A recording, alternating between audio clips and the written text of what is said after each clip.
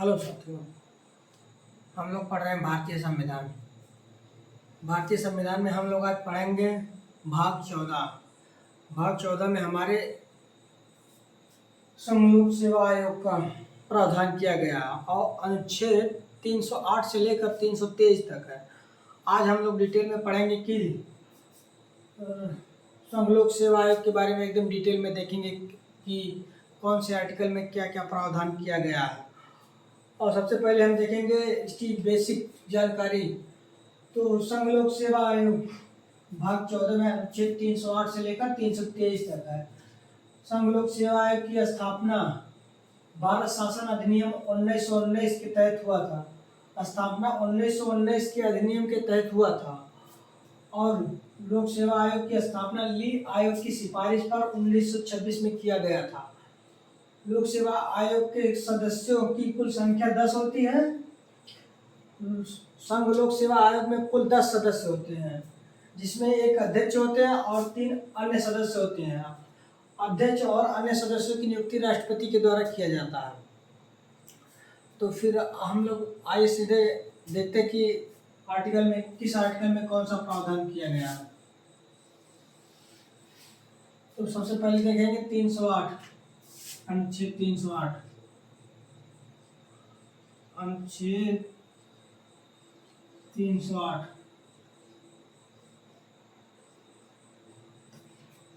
अनुच्छेद 308 में कहा गया है कि प्रत्येक राज्य में एक लोक सेवा आयोग होगा। प्रत्येक राज्य में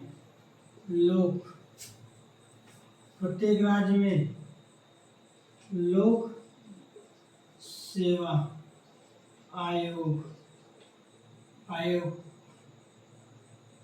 के गठन का प्रावधान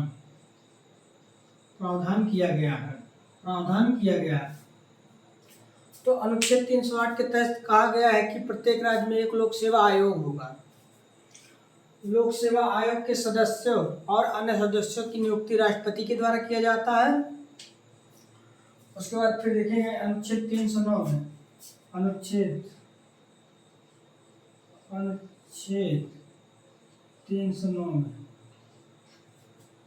309 में कहा गया कि लोक सेवा आयोग का गठन संघ लोक सेवा आयोग का गठन संघ लोक सेवा आयोग के गठन का प्रावधान किया गया है। तो अनुच्छेद 308 में प्रत्येक राज्य में संघ लोक सेवा आयोग की स्थापना मतलब गठन के प्रावधान किया गया। उसके बाद फिर अनुच्छेद 309 में संघ लोक सेवा आयोग यूपीएससी जो केंद्र शासित प्रदेश यानी दिल्ली में है और राज्य में लोक सेवा आयोग प्रत्येक राज्य में, जैसे कि यूपी पीएससी, छत्तीसगढ़ पीएससी, उसके बाद फिर एमपी पीएससी।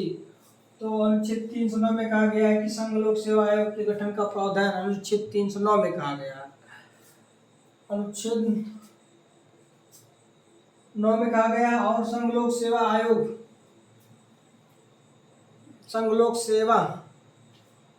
सेवाओं की भर्ती में सहायता देने के लिए एक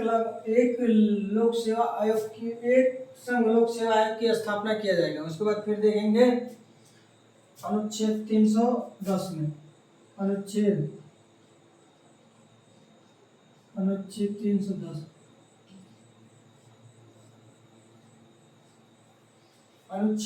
310 में कहा गया है कि संघ में एक सिविल सेवक राष्ट्रपति की इच्छा से काम करेंगे। संघ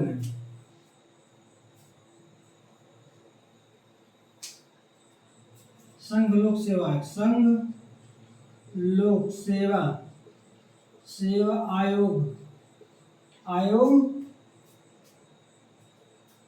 संघ लोक सेवा आयोग के अधीन संघ लोक सेवा आयोग के सदस्य राष्ट्रपति राष्ट्रपति राष्ट्रपति की इच्छा से काम करें, राष्ट्रपति की इच्छा से काम करेंगे। तो अनुच्छेद 310 में कहा गया है कि लोक सेवा आयोग के एक सदस्य राष्ट्रपति की इच्छा के अनुसार काम करेंगे। अच्छा, अर्थात जो अध्यक्ष होते हैं वो राष्ट्रपति के अनुसार काम करते हैं। उसके बाद फिर राज्य के अधीन एक सिविल सेवक राज्यपाल के इच्छा के अनुसार काम करता है। जैसे हमारा संघ में हो जाएगा और राष्ट्रपति की इच्छा के अनुसार एक व्यक्ति काम करता है, वैसे फिर हमारा हो जाएगा राज्य के अधीन एक सिविल सेवक राज्यपाल के अधीन या राज्यपाल की इच्छा के अनुसार काम करता है। तो अनुच्छेद 310 में कहा गया। फिर देखेंगे अनुच्छेद 311।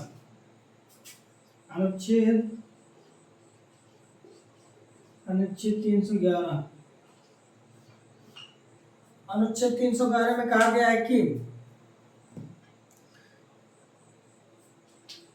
लोक सेवा आयोग सुरक्षा सिविल सेवकों के लिए लोक सेवा आयोग से एक सुरक्षा के रूप में कार्य करता है। लोक सेवा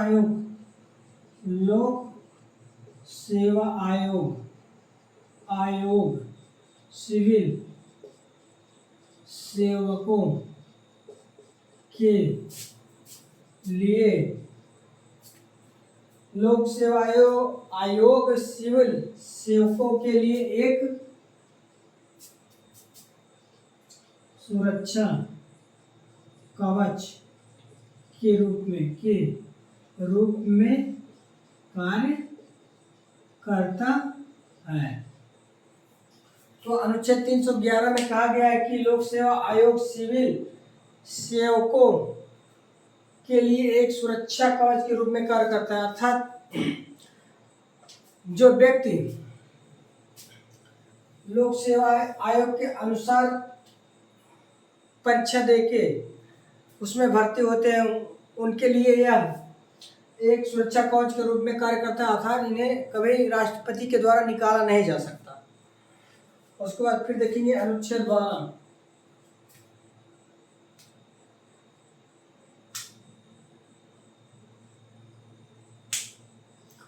और फिर कहा गया है कि सरकार के अधीन कार्यरत कोई भी व्यक्ति पद से हटाया तथा हटाने के बारे में वर्णन करता है। अनुच्छेद 311 कहा गया लोक सेवा आयोग सिविल सेवकों के लिए एक सुरक्षा कवच के रूप में कार्य करता है और सरकार के अधीन कार्यरत व्यक्ति को पद से हटाने तथा पद घटाने के बारे में वर्णन करता है। उसके बाद फिर देखेंगे अनुच्छेद 312।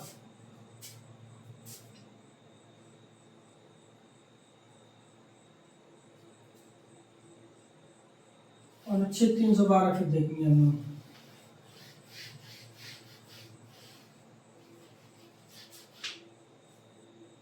अनुच्छेद 312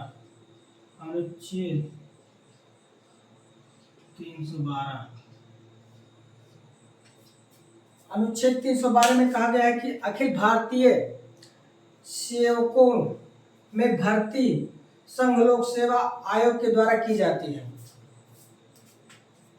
अखिल भारतीय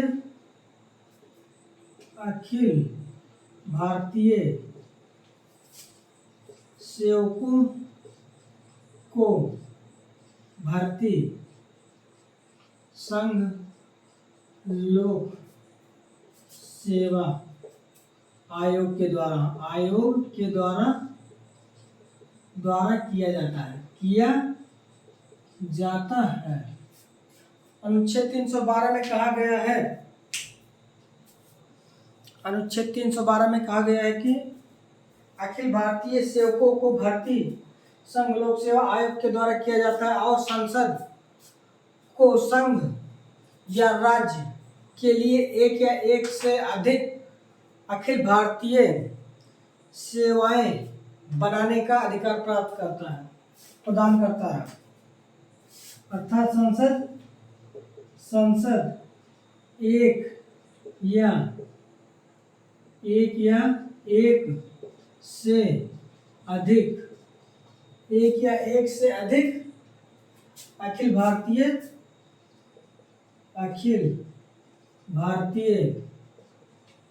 सेवक से अखिल भारतीय सेवाएं बनाने का अधिकार है, बनाने का अधिकार है। अर्थात अनुच्छेद 312 में यह भी कहा गया है कि संघ या राज्य के लिए एक या एक से अधिक, अर्थात 312 के तहत संसद संघ लोक सेवा आयोग या राज्य के लिए एक या एक से अधिक अखिल भारतीय सेवाएं बनाने का अधिकार प्राप्त है। अनुच्छेद 312 के तहत संसद को यह अधिकार प्राप्त है कि एक या एक से अधिक राज्यों के लिए अखिल भारतीय सेवाओं की स्थापना कर सकता है। उसके बाद फिर देखेंगे अनुच्छेद नंबर 313 में, अनुच्छेद 313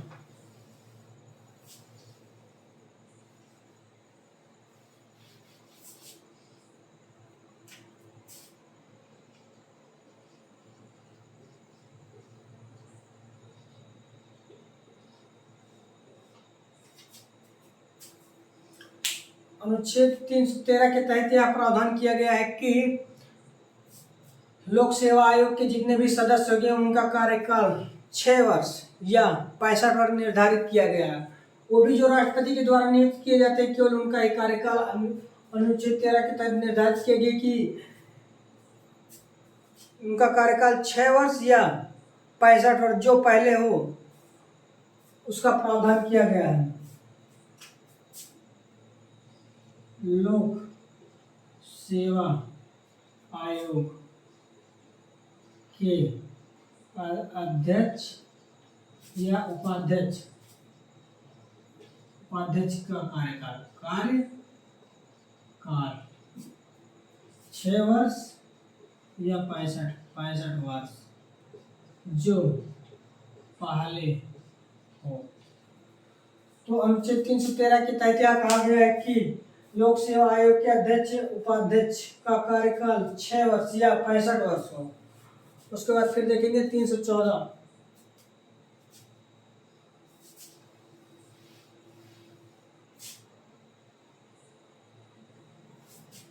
अनुच्छेद 314 में कहा गया है कि अनुच्छेद 314 में कहा गया है सिविल सेवकों के लिए वेतन भत्ते व अन्य भत्तों का भुगतान जारी करने का प्रावधान, यानी सिविल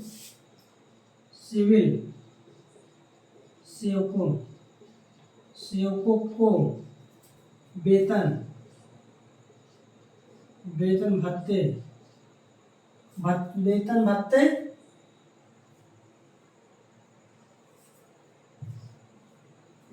भत्ते जारी करने का प्रावधान, जारी करने या भुगतान करने,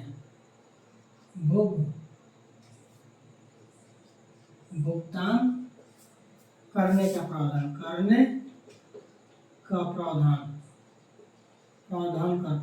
करता है। अगला अनुच्छेद 315,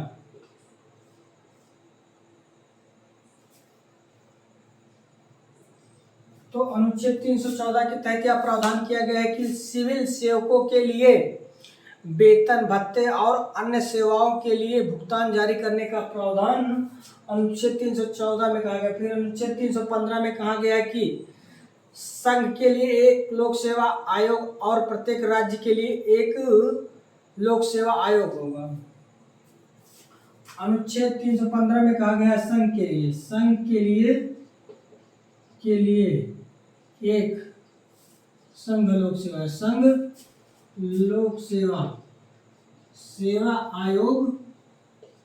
आयोग होगा। उसके बाद फिर कहा गया है कि प्रत्येक राज्य के लिए एक लोक सेवा आयोग होगा। प्रत्येक राज्य के लिए एक लोक सेवा आयोग होगा। तो अनुच्छेद 315 में यह प्रावधान किया गया है कि संघ के लिए एक लोक सेवा आयोग होगा और प्रत्येक राज्य के लिए भी एक लोक सेवा आयोग होगा। लोक सेवा आयोग, लोक सेवा एक संवैधानिक संस्था है। संसद दो या दो से अधिक राज्यों के लिए एक लोक सेवा आयोग का गठन कर सकता है। तो अनुच्छेद 315 के तहत क्या कहा गया है कि संघ के लिए एक लोक सेवा आयोग होगा और प्रत्येक राज्य के लिए भी एक लोक सेवा आयोग होगा। संसद दो या दो से अधिक राज्यों के लिए एक लोक सेवा आयोग की स्थापना कर सकता है या गठन कर सकता है। उसके बाद फिर देखेंगे अनुच्छेद नंबर 316। तो अनुच्छेद 315 में कहा गया है कि संघ के लिए एक संघ लोक सेवा आयोग और प्रत्येक राज्य के लिए एक संघ लोक सेवा आयोग होगी। संसद दो या दो से अधिक राज्यों के लिए एक लोक सेवा आयोग की स्थापना 315 के तहत करता है। उसके बाद फिर देखेंगे 316। अनुच्छेद 316 में कहा गया है कि संघ लोक सेवा आयोग के अध्यक्ष और अन्य सदस्यों का कार्यकाल 6 वर्ष या 65 वर्ष निर्धारित किया गया है। संघ लोक सेवा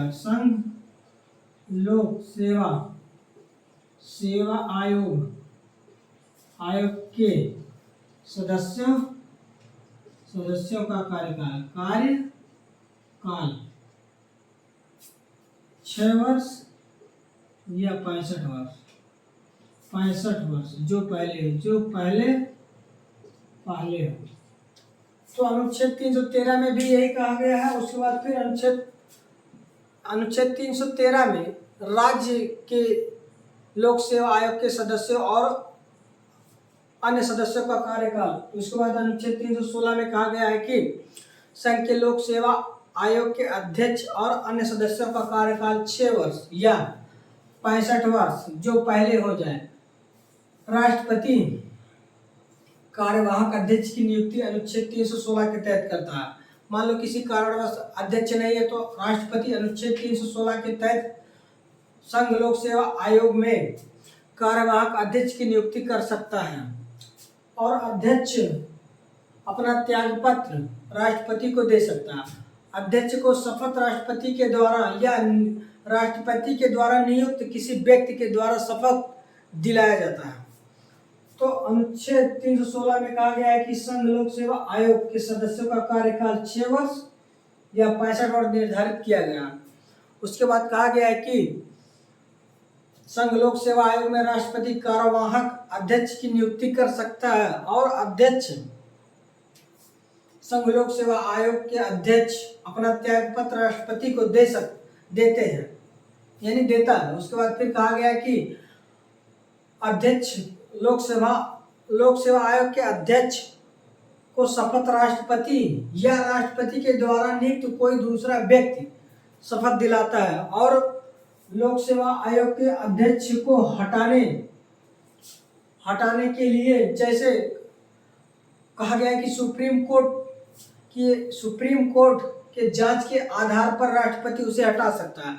अर्थात जैसे हम लोग सुप्रीम कोर्ट के न्यायाधीश को हटाते थे वैसे लोक सेवा आयोग के अध्यक्ष को भी हटा सकते हैं। यानी सुप्रीम कोर्ट के जांच के आधार पर ही राष्ट्रपति लोक सेवा आयोग के अध्यक्ष को हटा सकता है। उसके बाद फिर अनुच्छेद 316 में यह भी प्रावधान किया गया है कि लोक सेवा आयोग के अध्यक्ष और अन्य सदस्यों का वेतन। तो लोक सेवा आयोग के अध्यक्ष का वर्तमान वेतन 2.5 लाख रुपए है जो अनुसूची 2 के तहत दिया जाता है और भारत की संचित निधि का प्रावधान 266 में है, अनुच्छेद 266 में और अनुसूची 2 के तहत दिया जाता है। उसके बाद फिर हम लोग देखेंगे अनुच्छेद नंबर 317 अनुच्छेद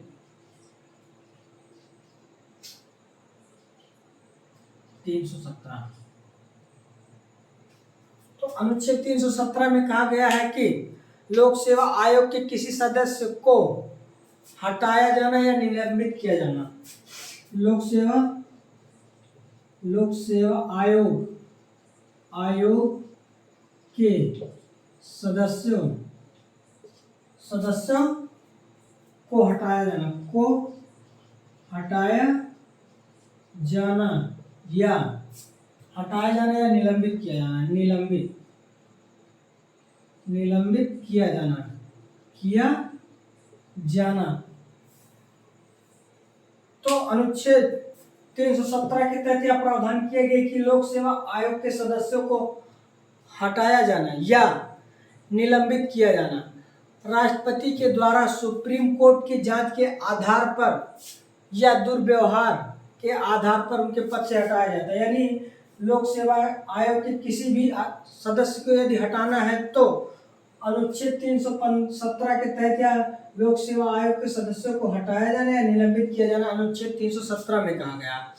राष्ट्रपति के द्वारा सुप्रीम कोर्ट के जांच के आधार पर ही या दुर्व्यवहार के आधार पर ही सदस्यों को हटाया जाएगा। उसके बाद फिर देखेंगे अनुच्छेद 318। अनुच्छेद 318 में कहा गया है कि लोक सेवा आयोग के सदस्यों की सेवा में उसकी नियुक्ति के पश्चात उसके लिए अलाभकारी कोई परिवर्तन नहीं होगा।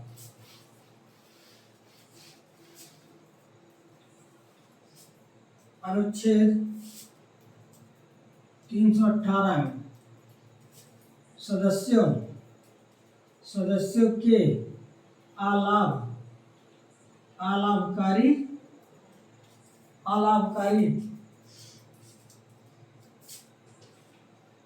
सदस्यों के लाभकारी परिवर्तन नहीं होगा।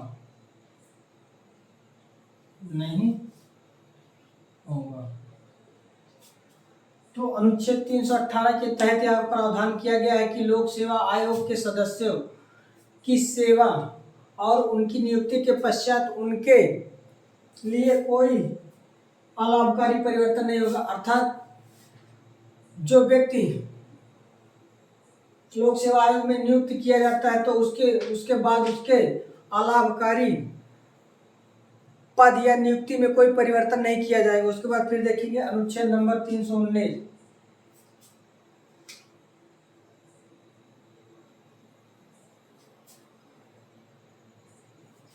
अनुच्छेद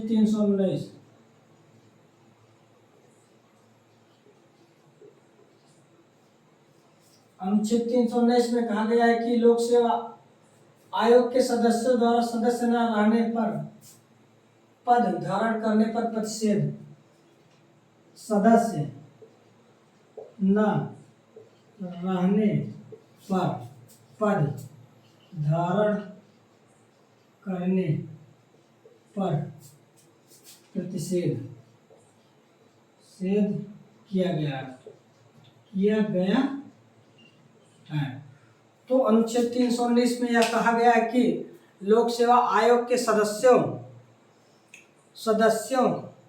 लोक सेवा आयोग के सदस्य न रहने पर पद धारण करने का प्रतिषेध। यानी कि लोक सेवा के आयोग के अगर सदस्य कोई व्यक्ति सदस्य नहीं है तो वह पद धारण नहीं कर सकता।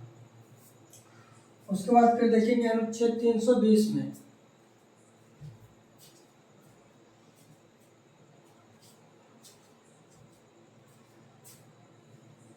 फिर उसके बाद देखेंगे अनुच्छेद 300 में। तो अनुच्छेद 319 में कहा गया है सदस्य न रहने पर पद धारण करने पर प्रतिषेध। अर्थात कोई भी व्यक्ति यदि लोक सेवा आयोग का सदस्य नहीं है तो वह पद धारण नहीं कर सकते। यह प्रावधान अनुच्छेद 319 में कहा गया है। उसके बाद फिर देखेंगे अनुच्छेद 320। अनुच्छेद 320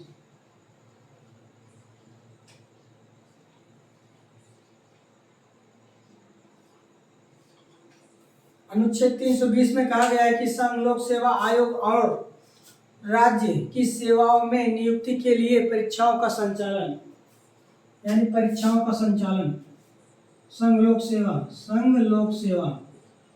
सेवा के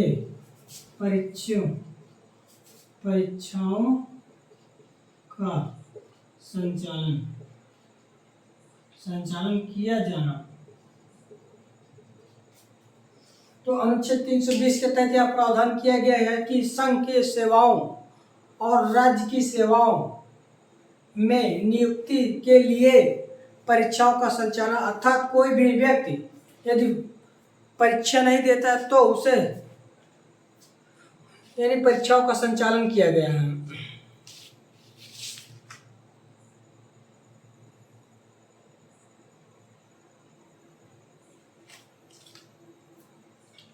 तो अनुच्छेद 320 में कहा गया है कि लोक सेवाओं के परीक्षाओं का संचालन किया जाना, अर्थात लोक सेवा आयोग के अनुच्छेद 320 के तहत जितनी भी परीक्षाएं होती है वह संचालित करता है। उसके बाद फिर देखेंगे अनुच्छेद नंबर 321।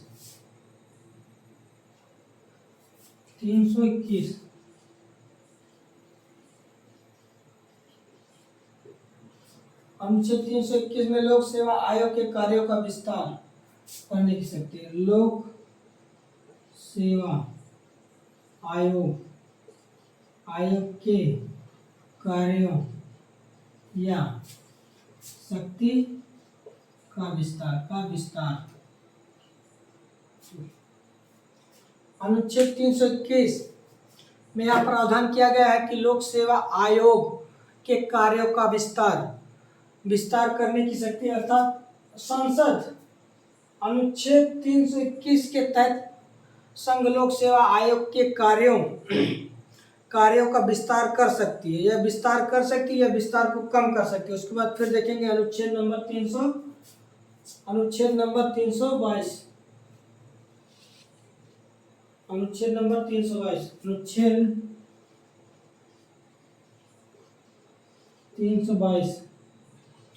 अनुच्छेद 321 में कहा गया है कि संघ लोक सेवा आयोग के कार्यों की शक्तियों का विस्तार किया गया है। अनुच्छेद 321 के तहत संघ लोक सेवा आयोग के कार्यों की शक्तियों का विस्तार किया गया। फिर अनुच्छेद 322 के तहत लोक सेवा आयोग के सदस्यों के वेतन संबंधी प्रावधान किया गया है। वेतन संबंधी प्रावधान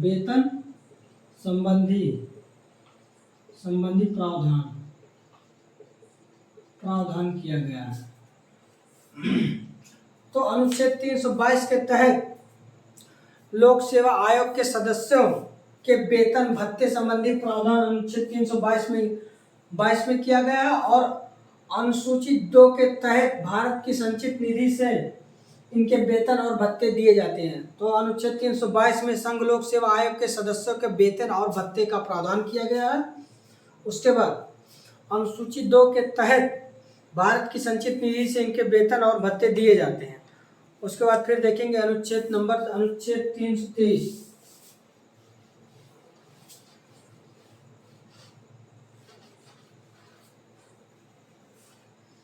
अनुच्छेद 323